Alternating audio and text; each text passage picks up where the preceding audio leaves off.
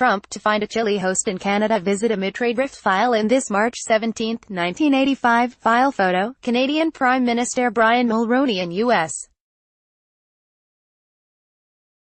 President Ronald Reagan hold their first round of talks in Quebec City, Quebec.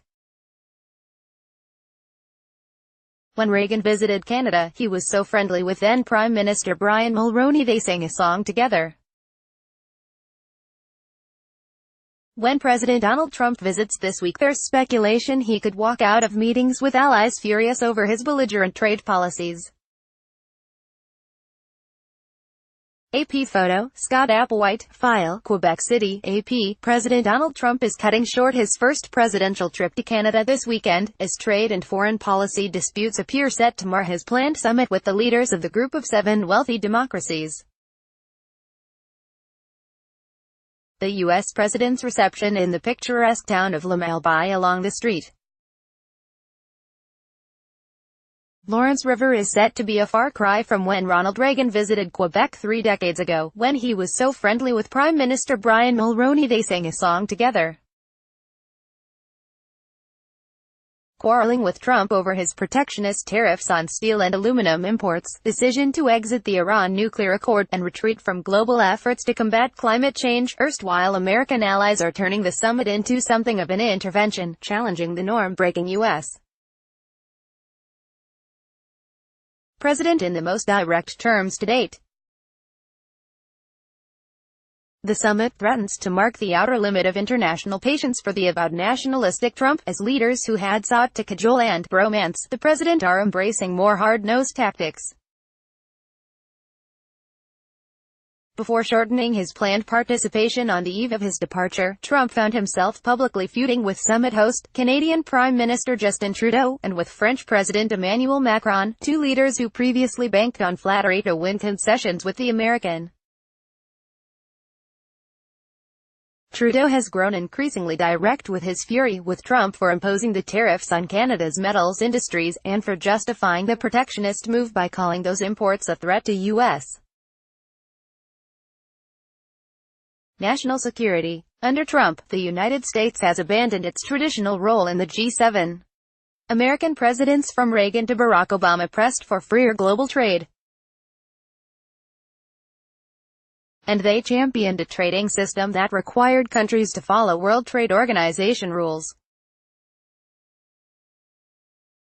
Trump's policies, by contrast, are unapologetically protectionist and confrontational. To hear the president, poorly conceived trade deals and unfair practices by America's trading partners have widened America's trade deficit with the rest of the world, $566 billion last year, and contributed to a loss of millions of factory jobs. Nelson Wiseman, a professor at the University of Toronto, said he can't recall relations between U.S. and Canada being worse. He said the G7 meeting will appear to be 6, lined up against 1.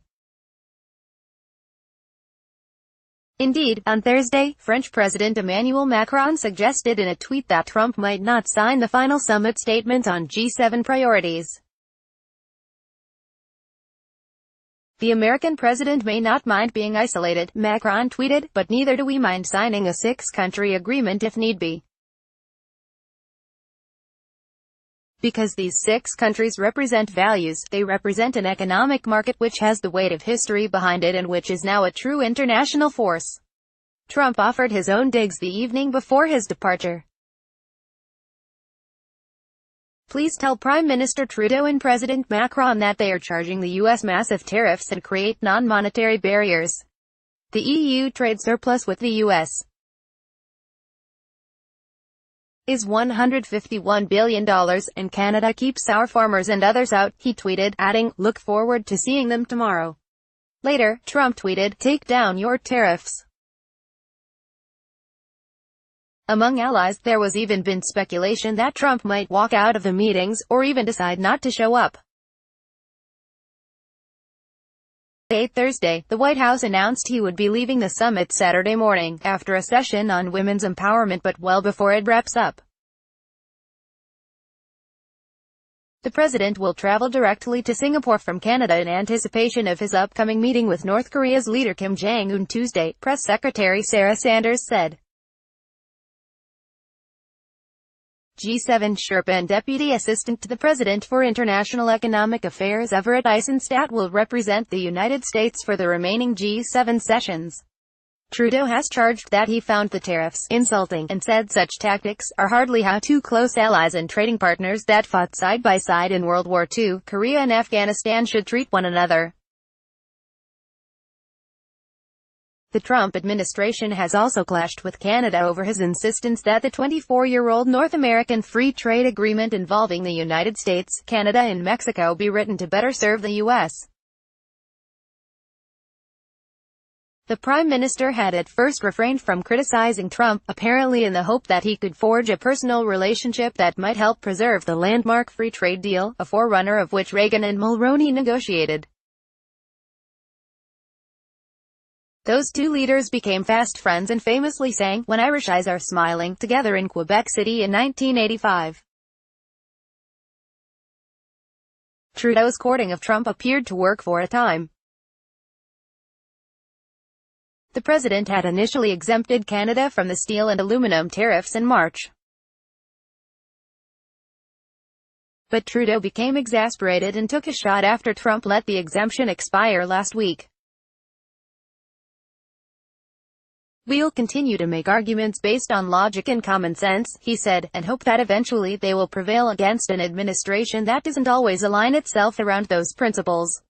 The Prime Minister had hoped to visit Washington last week to complete what he thought would be the final stages of the NAFTA renegotiation. But Vice President Mike Pence called and demanded he agree to sunset clause that would end NAFTA unless the three countries agreed to extend it every 5 years. Trudeau refused, and he cancelled the proposed visit. NAFTA talks stalled. Since then, Trump has sounded hostile at times toward Canada. Given the conflicts between Washington and its allies, the most likely outcome of the G7 talks, said William Reinsch, a trade analyst at the Center for Strategic and International Studies, is polite acrimony. The United States has experienced tense relations with its allies before, over the Vietnam War, for example, over Reagan's decision to deploy Pershing II missiles in Europe and over President George W. Bush's invasion of Iraq. But Trump's moves, the tariffs and his decisions to pull out of the Paris Climate Agreement and the Iran nuclear deal, among other actions, have taken the hostility to heights.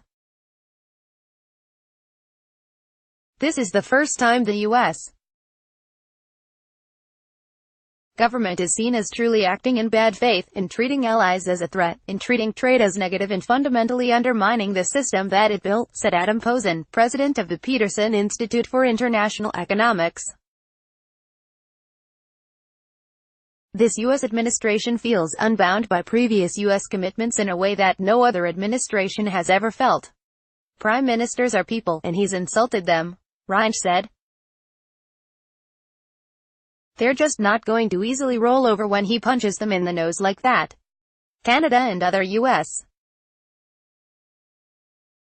allies are retaliating with tariffs on U.S. exports. Canada is waiting until the end of the month to apply them with the hope the Trump administration will reconsider. The Canadian tariffs would apply to goods ranging from yogurt to whiskey. Trump has also mused about wanting to split up NAFTA in negotiating separate trade deals with Canada and Mexico in what UJCZO sees as a divide-and-conquer strategy. Robert Bothwell, a professor at the University of Toronto, said Trump's actions appear intended to break Canada at the negotiating table. They are relying on the overwhelming strength of the U.S. to compel a much weaker neighbor to give in to whatever they demand, Bothwell said. That brings in the real possibility of lasting damage to Canadian-American relations. Bothwell expects this to be Trump's only visit to Canada. He even wonders if it could be the last G7 meeting for the president. "We've not had an American president or administration like this in the post-war period," said Colin Robertson, a former Canadian diplomat. "I am worried because it is destructive to the rules-based international system that the Americans have been the guardian of, Wiseman reported from Washington. AP economics writer Martin Kreuziger in Washington contributed to this report. Copyright 2018 The Associated Press. All rights reserved. This material may not be published, broadcast, written or redistributed.